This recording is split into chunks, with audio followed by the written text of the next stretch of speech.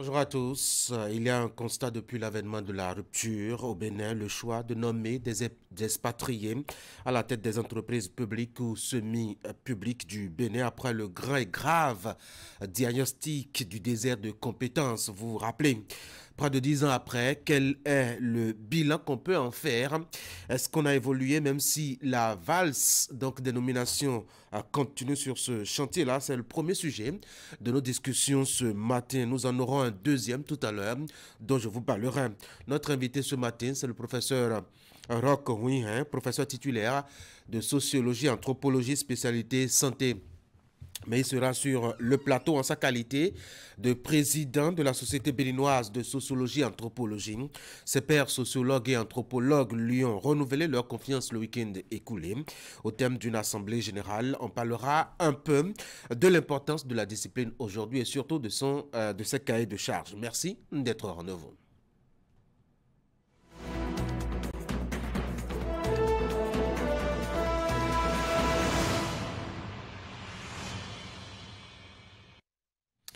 Et nous voici donc pour la une des journaux ce matin. Fraternité a mis en manchette ce mardi 31 octobre 2023. Trafic de produits illicites au Bénin, saltant pour les dealers. Une quantité importante de cannabis encore saisie par le service régional de lutte contre la fraude Borgou à Libori. Chabel Lokossou sur la valorisation du patrimoine documentaire. L'émergence du patrimoine documentaire est liée à l'évolution de la société et de la culture, a dit le spécialiste.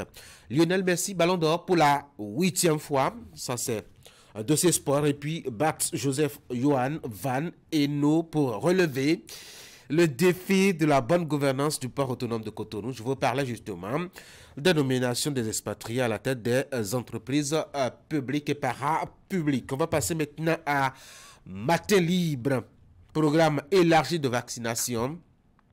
Pourquoi inclure le vaccin contre la rage? Le journal donne des explications dans son élément aujourd'hui. Et puis, Handball Move Africa League Pro. Résultat de la première journée. La Nation. Perspective financière des établissements publics. Un chiffre d'affaires de 183,8 milliards projeté. Assemblée nationale. Plaidoyer pour une budgétisation sensible aux enfants. L'économiste, gestion publique, des prévisions optimistes de l'agence S&P pour le Bénin. Le matinal, dispersion d'une manifestation du parti Les Démocrates à Djidja. Le préfet du Zou donne des raisons, une procédure engagée contre le deuxième adjoint au maire de la localité. Le Monde aujourd'hui grogne à la Société nationale des eaux du Bénin. Les agents de la SONEB lancent un mouvement de banderoles rouges au service depuis hier. Vie des partis politiques au Bénin, le MPL outille ses militants et a valu sa participation aux élections de 2023. Après avoir fait l'option du hasard dans le développement des communes, nous sommes avec Dabarou qui parle de décentralisation. La réforme du secteur de la décentralisation donc est en panne.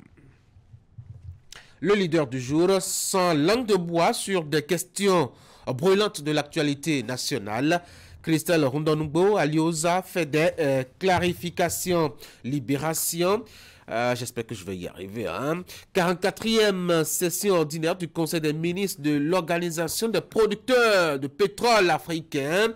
L'avenir de l'industrie pétrolière et gazière en Afrique au cœur des échanges.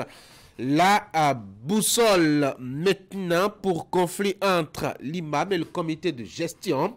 La mosquée centrale de Kadiaou fermée depuis vendredi dernier. Puis démissionné dans un climat hostile au travail. Sidonie Rondonugbo remplacé par Eudoxie Dakpe. Certainement que le journal voulait dire démissionnaire.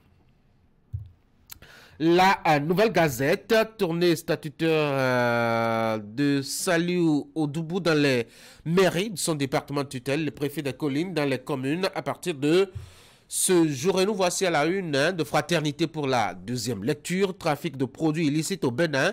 Sale temps pour les dealers. Une quantité importante de cannabis encore saisie par le service régional de lutte contre la fraude, Borgou, à Libori. Chabel Lokosu sur la valorisation du patrimoine documentaire. Il dit ceci: l'émergence du patrimoine documentaire est liée à l'évolution de la société et de la culture football. Avec l'information planétaire hier, depuis hier donc, Lionel Messi est ballon d'or et cette fois-ci pour la 8e fois. Bart Joseph Johan Van Eno pour relever le défi de la bonne gouvernance au port autonome de Cotonou. C'est le nouveau directeur général de la structure. Voilà donc, je dois dire, le tour des informations à la une, des parutions ce matin avec ce zoom déjà de Fraternité qui s'intéresse un peu à la lutte contre le trafic illicite des stupéfiants. Les services qui sont affectés justement à la lutte travaillent rigoureusement. C'est Fraternité qui nous propose un zoom sur ce qu'ils font, notamment sa page 3. Et vous avez qu'une grande quantité de ces produits sont désormais saisis par les structures compétentes. Ce qu'il faut surtout remarquer, notamment avec le quotidien Fraternité, c'est la fréquence donc de ces arrestations. Qu'est-ce qui peut bien expliquer cela et quelle est la quantité qu'on a prise pendant un bon bout de temps? Maintenant, le journal revient sur tout cela dans un petit bilan et un article qui s'achève par une réflexion. Et puis, comme vous aimez bien le sport et surtout le football, vous avez quelques nouvelles, je dois dire, des footballeurs béninois à l'international avec Andreas et Mounier qui sont buteurs et puis Jodel et Toxin Aïgun qui sont dans une phase stagnante.